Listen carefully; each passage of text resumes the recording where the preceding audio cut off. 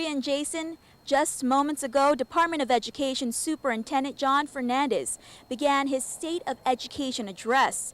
It's a speech he says is not about answering questions about bullying, busing, overcrowding, or even double session at George Washington High School, but about laying the foundation for change. With island dignitaries present, Superintendent Jon Fernandez said the state of Guam education is slowly improving, but is quite fragile. He said we have a long way to go to meet our goals for our children. He talked about 5 key areas that he believes if DOE focuses on, it can make substantial progress for students in the coming years. Those 5 areas include having higher standards and greater focus on student achievement. Fernandez says we know we need to do a better job of increasing numbers of students who test proficient in SAT-10 tests. He said one major component of DOE's improvement effort will be the implementation of the Common Core State Standards, a state-led effort supported by the National Governors Association to improve our nation's education standards. The second area Fernandez said DOE will focus on is having effective teachers and principals, the latter of which he called his frontline leaders.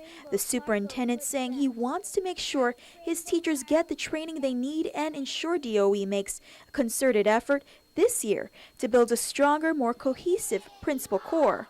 His third priority is to create a more responsive and high-performing organization. Fernandez saying our organization chart shows a school system that revolves around the central office and the office of the superintendent.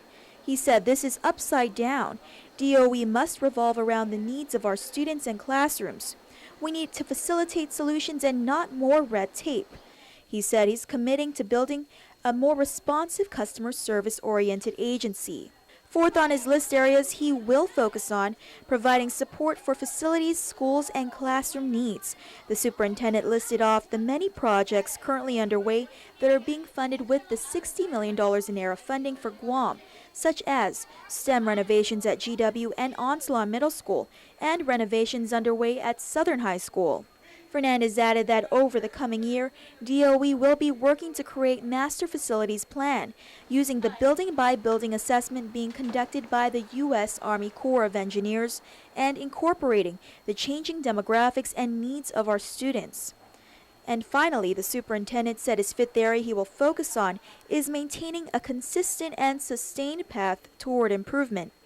Fernandez reflected on his tours of all the public schools when he first started his job, saying administrators and teachers would echo the same sentiment, describing the merry-go-round in DOE leadership and its impact on stability and confidence in the organization. In the past 21 years, DOE has seen 21 different superintendents. Fernandez said, we need to stabilize our organization, agree on a path toward improvement, and demonstrate our ability to stay true to that path so we can evaluate our progress and make rational decisions about how to improve our efforts. In his closing statements, Fernandez said, when he looks at the year ahead, there are so many challenges to address, but he is not discouraged as he says he sees possibilities and opportunity. Fernandez has only been the head of the Department of Education for 4 months now, and within that time frame, he's garnered $2.8 million in Department of Interior funding for classroom purposes. He's also dealt with U.S. DOE officials on extending the deadline to expend $60 million in ERA funding.